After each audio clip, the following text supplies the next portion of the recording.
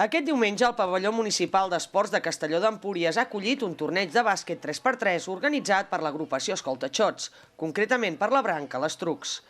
La competició era mixta i ha servit per aconseguir diners per ajudar a pagar el projecte de voluntariat que els joves portaran a terme aquest estiu.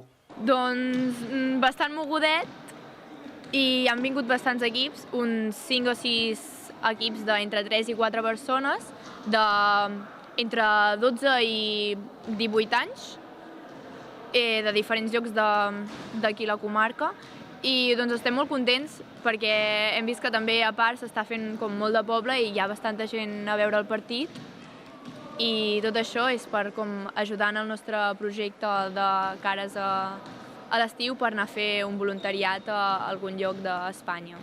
I avui hi ha premi pel guanyador? Sí, hi ha un premi que és sorpresa i l'equip guanyador esperem que els agradi i que el disfrutin molt.